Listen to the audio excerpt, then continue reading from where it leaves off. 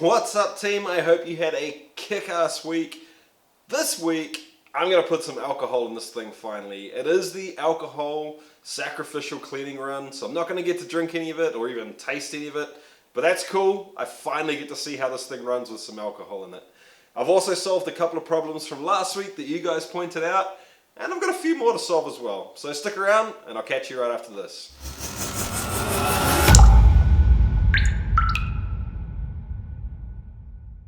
Welcome to Still It. Just in case you're new here, this is the channel all about chasing the craft of home distillation and making it a legitimate hobby. So if that's something you're into, have a look around, check out all my other videos, and if you dig them, hit the subscribe button down below. Alright team, so last week we did that vinegar cleaning run, which all in all went pretty well. If you didn't get a chance to see it, I'll chuck a link up top just in case you want to go back and check that out too. But this week, like I said, we're doing the alcohol cleaning run. I'm not going to be doing this until tomorrow night, but because this is new to me and I know it could take a fair bit of time, I'm going to get everything set up now, so all I have to do tomorrow is walk in and turn the elements on. So the still's all put together, everything's been rinsed since the vinegar run. I've just given the boiler another rinse out, and I've spent a little bit of time making a few fixes that you guys suggested I should do last week. First, and probably most important, a few people mentioned that I should really get the water input into the condenser sorted so I don't have to go outside to mess around with the water. Okay, so I'll be honest with you, I've got a tap right here which I wanted to use, but I don't have the fittings yet.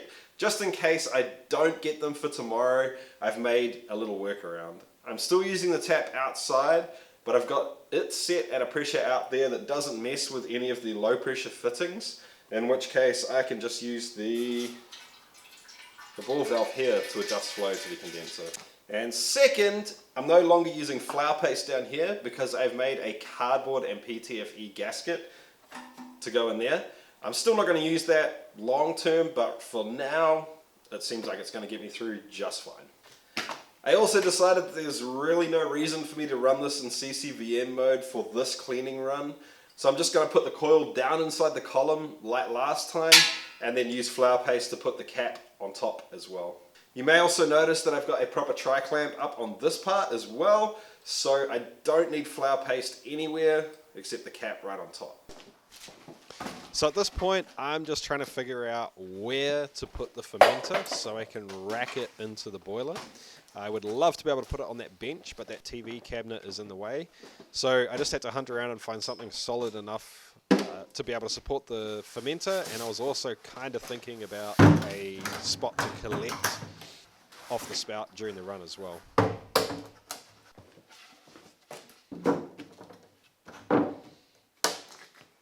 It's not ideal, and it's definitely not a long-term fix, but it's definitely sturdy enough to hold the 26 litres of wash and transfer it. And I'm thinking that in doing so, I may have just solved the problem of how to collect off the spout for this run. It didn't work perfectly for the bigger jars. I didn't like the idea of having to tip it, but with the small beakers and the small jam jars, totally happy.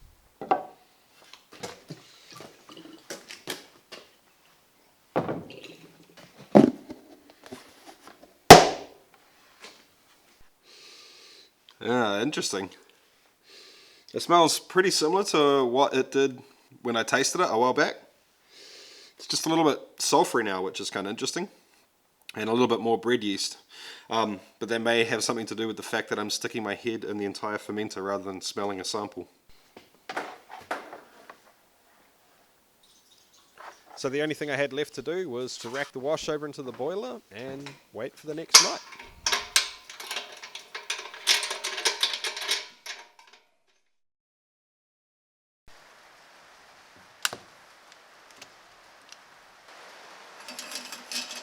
The next day, I literally walked into the shed and the first thing I did was hit the power button, and I guess I did that because I had a very good idea in my head of exactly what I needed to do before things heated up.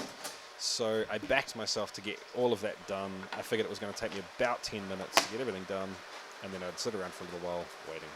But I was still paranoid. Every couple of minutes I was running my hands up and down the column just to check temperature and make sure it wasn't getting away on me. It's also been noted that it would be worth putting some right angle fittings in to stop the hose kinking right about here. I don't have those now. This was my solution, and you know what? For now it worked really well. I started noticing a really strong Granny Smith apple sort of sweet aroma coming off. So I checked for leaks and I turned the condenser on just in case, but it seemed to be coming just out of the spout. Alright guys, so just to be clear, I'm basing everything I do today and everything I tell you off a tutorial that I found on both the NZ Home Distiller and the Home Distiller sites by Kiwistiller, and he details a really cool, really thorough, erring on the safe side of cleaning a new still. This is part 3, the sacrificial alcohol cleaning run. Part 2 is the vinegar run, which I did last week, so go back and check that video out if you haven't. And the first part, just so you know, is soaking everything in an acid wash and giving it a good scrub. Anyway, today we're going to run through the alcohol run. Basically, we're just being super careful, and in a hobby like this, it's probably not a bad idea. In my mind, the main reason that I wanted to do it is I wanted to make sure that if there was anything in there that happened to be soluble in alcohol vapor or alcohol liquid that wasn't soluble in vinegar or wasn't completely cleaned out, I wanted to make sure it was all thoroughly clean so I just don't have to worry about it when I move on to actually creating product to drink. So the main idea for this cleaning run is you just want to use whatever cheap source of alcohol you can find. So me personally, I made a pseudo crappy version of a Birdwatcher's sugar head, and I just did that because I had all the ingredients laying around the house. I'll drop a card up top to the video where I made that wash if you want to do something similar, or you can make any wash that's cheap and easy for you to do. Or if you're somewhere where you can get really cheap box wine or some other type of really cheap, crappy alcohol, you can put that in there as well. So I'm just going to test the temperature again, and that is getting pretty hot to the touch, and the stainless is cold.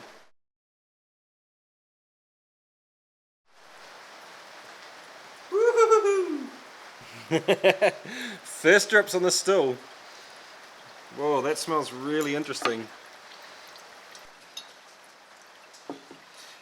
Okay, so I've just knocked it back to only 2 kilowatts because I just wanted to take it nice and slow for a little while and make sure that I was able to stay on top of everything. A little bit later on I may ramp it back up to 4 kilowatts, but I'll see how I go.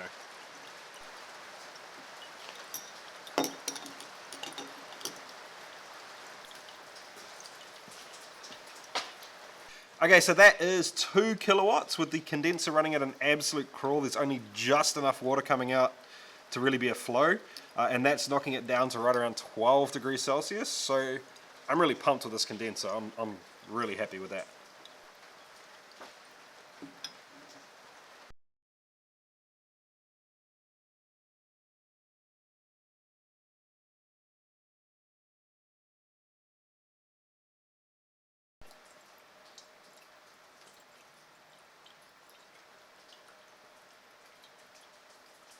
Things seem to be rolling on pretty well. I haven't had any nasty surprises yet. I've just done another check for the entire still to make sure that there's no leaks anywhere, and everything is looking really good. Seeing as I've got the time right now, someone suggested last week that there's something I really need to say right now. And it's especially important for people that are new to this hobby and are watching this to think about getting into it, or maybe you're about to do your own cleaning run. This stuff will really, really burn, and even worse than that, it's going to burn almost invisible.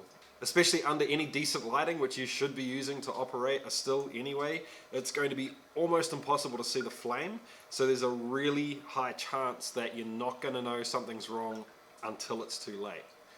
So all of that safety stuff that everyone's telling you and everyone's saying to make sure you're careful with, it is actually important, and it's not just a bunch of grumpy old men. Trust me on that one. To make it even worse, the vapor is extremely combustible to the point where it can be explosive mixed with the right proportion of oxygen. So that's why everyone says it's super important to make sure that there's no leaks anywhere and to treat this stuff with respect as it's coming off the still and while you're storing it. Anyway, time to move this over and get another container under there. Yeah, that's saying right around 46. So after correction with the calculator that I've just used on my phone, that is right around 49%. Cool. I don't know what that means for me right now. To be honest, it doesn't really matter, right? I'm just going to keep running this for a little while. I think what I might do is bump the water up a little bit and also whack this up to 4 kilowatts just to get an idea of how that changes the ABV and how it changes the temp coming out of the spout here.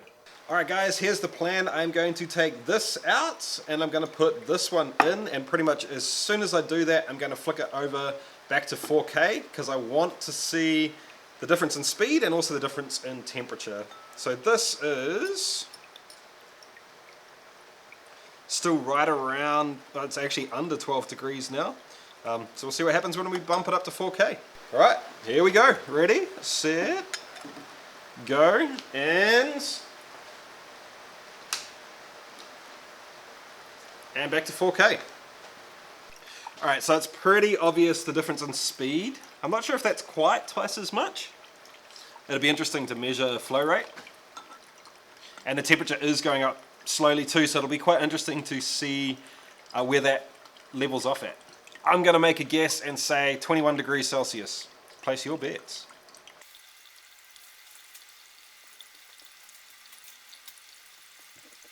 Okay, so it looks like I may have been wrong about the temperature by about a degree. It's leveled off at about 20 degrees, but hey, that's perfect, right?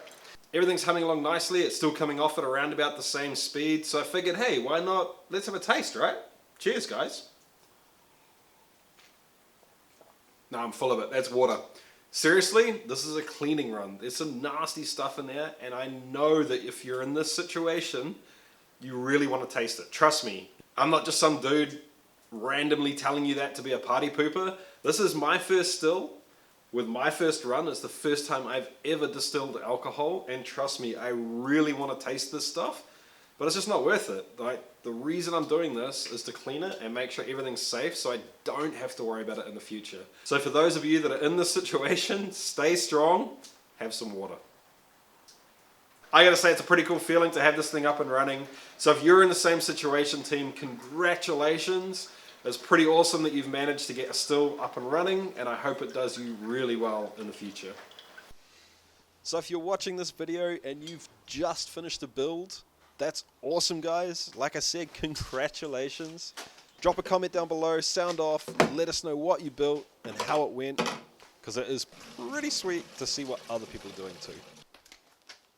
In any case, the rest of my cleaning run went pretty standard. There was nothing exciting to show you.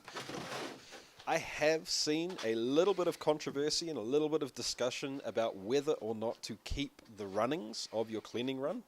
I personally decided that I was totally cool with keeping it as long as I stored it completely away from anything distilling related. I'm going to put it on the other side of the shed with the weed killer and stuff like that. And I labeled it really, really clearly. I think this could be useful for all sorts of stuff in the future, like other cleaning runs, and I didn't want to just throw it out. But that's up to you and the sort of situation that you have around your own house. With the alcohol stored safely, the only thing I had left to do was to clean up, basically. Until I get a proper drain installed, I'm just going to be emptying the boiler by filling up a bucket and tipping it down the sink. It worked alright, just took a little while, no problem. I also gave everything I used a good rinse, including the boiler and especially the still itself. I gave that a really good rinse and also gave it a bit of a scrub as well. So there you go, guys, that's my sacrificial alcohol cleaning run done and dusted, and my still is totally ready for use, which is pretty exciting. So thanks a bunch for watching the video, guys. Thanks for hanging out. It's always a pleasure. If you liked the video, like it. If you really liked it, have a think about subscribing, and I will catch you next week. We are finally into the fun stuff. I can't wait. So thanks again, guys. I'll see you next week. See ya.